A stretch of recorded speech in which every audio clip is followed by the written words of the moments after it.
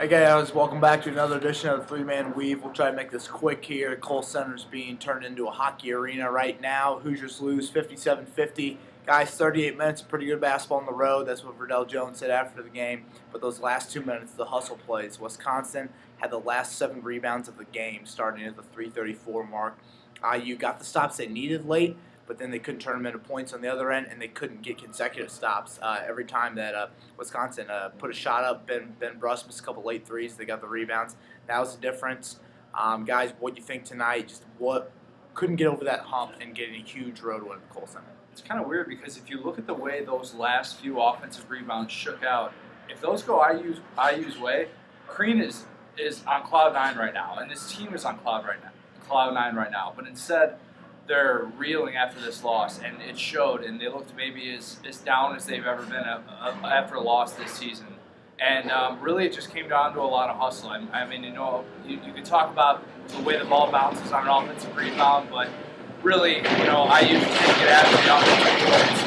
Sorry for the background noise here, but and the fouls in the Kohl Center, and that happens in basketball. And for IU, they were victims tonight, and all you can do is hope that you work to improve on those 50-50 balls and keep getting after it in practice, because that's what this team needs to do right now. Tonight showed what the fine line is between winning in this conference, especially winning on the road. And IU is still searching for that big-time conference road win. They'll have 2 more chances next week. Avi, what was it for you? Was it without Cody Zeller in the first half and second half, it looked like this team was not only going to get a huge road win, but going to be doing it without their best player? Right, and we knew coming into this game that this was a battle of the nation's best defense against the Big Ten's best offense. Who was gonna give, and it ended up that, in my opinion, Indiana just couldn't score the points because of 2 reasons: 3-point shooting and Cody Zeller.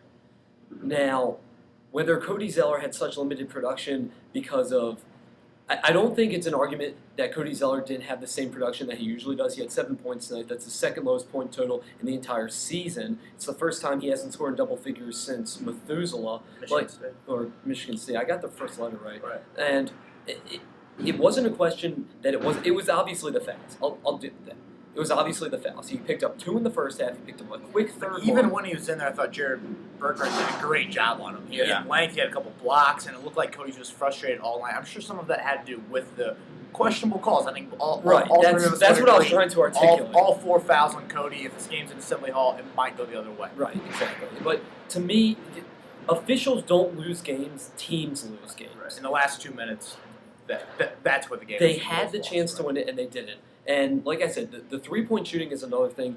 For a large part of the season, 3 of 8 IU was tonight. They only attempted 8 shots, and they made just 3 of them. Did Matt Roth even have a 3? He had a 2. Go figure. Matt Roth had a 2 He did shoot the deep 3 late when IU desperately needed one. But he actually had a huge jump off on the screen late.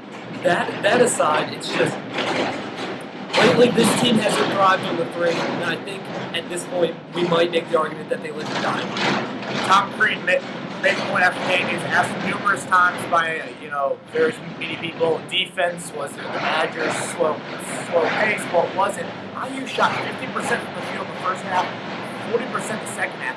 It wasn't how IU shot the ball. It was the number of times they were able to shoot it. Wisconsin slows the pace down here. Connor talked about it all game long. When you come into this arena, it is just a slow, quiet sort of pace that kind of lull you to sleep on both ends of the floor. And then when plays needed to be made down the stretch, Wisconsin's non-Jordan Taylors made them. I mean, they held Jordan Taylor, by the way. Yeah, he was only 5 of 10 points. 5 of 14. Did not hit a 3.05. Connor, but talk a little bit about that pace. I mean, it was kind of like IU was lulled to sleep. It's not sexy. We'll say that. Right. Wisconsin will never be called a sexy basketball team. But the way this team wins games and the way they've done it in the Bo Ryan era is doing exactly what they did tonight. They grind you out for these long 40-minute games, and they're able to work deep into the shot clock. They don't panic when they get deep in the shot clock, which is a sign of a very well-coached team, which they are. 2 violations tonight. 2 violations tonight. Very uncharacteristic of them. But still, was able to work late in the shot clock, get good shots late in the shot clock. And ultimately, they're able to win a game where their best player wasn't shooting that well. No. And that's a sign of a good team when you can hold the By far their best player. By far their best player. Preseason All-American. And when you can hold a high-powered offense like IU to 50 points like that, their worst output of the year, and to do that without your best player being good tonight, I think it's just really impressive, and it goes to show that winning games at the Kohl Center is still really difficult. Some positives for IU tonight. Verdell Jones. He's been booed by his own students this year. He's in a slump, if you want to call it that. But he had 8 straight points in the first half. I believe he had 6 of 10 shooting with 12 points on Half the the night. team's points in the first half. You're right. Yeah. No, he had 12 of there, or 27, I think, in the That was first close. half. I mean, he was very solid. And he only had 2 turnovers, but I think a glaring stat that Tom Crean will not like on this plane home back to Bloomington: 4 assists for the whole game. Yes, IU shot the ball well. They've got to get better. Ball movement, and I think a lot of that has to do with no Cody Zeller on the floor. Cody was hampered by fouls all night long. Guys, were you a little worried late in the game? It seemed like Tom Crean wanted to put Cody back in, but then he put Pritchard in for D. I was a little confused by his substitutions late. I think at one point you just kind of have to grab Cody. He's a smart kid and say, "We need you out there. I know you have 4 fouls. If you foul out, you foul out, but I'm going to take that risk." I think you've got to let Cody Zeller play with foul trouble. Because if he can't do it in January, how's he going to do it in March? Yeah. Exactly. Yeah. I mean, he's got to learn how to play with. And we saw he's gotta Remy learn how to play going with late fouls. too. Were you guys kind of? That was an odd move. Avi, I know you like Remy, and I know you No, like what he no, brings to this the was team. a little too much for This me. was too much. I think we can all agree. Yeah. You don't bring a freshman in that situation when he hasn't played in a while, hasn't played all game, and then to come and ask him to play 4 or 5 big minutes on the stretch. Just kind of a questionable move by Crean. Really odd in-game decision making by him tonight. Any last comments? To me, it was just a matter of the fact that it's a 40-minute game, and IU had stretches in that game where I looked down and I was like, wow, they're really stringing together those 3 possessions where it's just very decent stops on defense, and then on the other end of the ball, they're playing well, too, and they just never strung it together to a large enough margin because we knew Wisconsin was going to come back. 6 points, I think, was their highest lead that IU had. It was. And it was no more than. It was at the end of the first half, I believe. Yeah, and then they had a 5-point lead in the second half before Ben Russ with a big 3.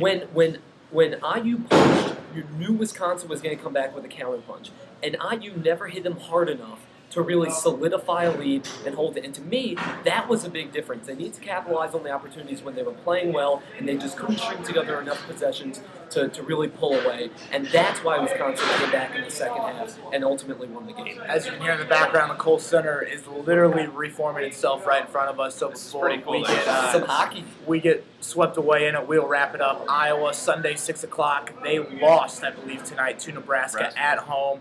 Again, the Hoosiers have not had luck against Iowa in the Tom Crean era. They had a win over them, the first ever Big Ten win, but since then it has not been pretty. Connor, what's the stat? How many minutes has Iowa led in those last 4 games? It's something like 130 of the 160 minutes. It's some absurd stat that Iowa has led in the games that IU has lost these last By 4 a team that did not have much talent at all. So IU has to win in Bloomington. you got to think must win Sunday, and then again 2 more road games next week. Gotta at win Michigan, Bloomington. Wednesday at Purdue, Saturday. I think all 3 of us agree before this kind of 3-game road stretch and 4 games started, IU needed to get at least one win. Went by the wayside tonight. We'll see what happens next week. Avi Zalen, Connor O'Gara, I'm Kevin Bowen. Thanks, guys. Sorry about the noise. We'll see you Sunday night.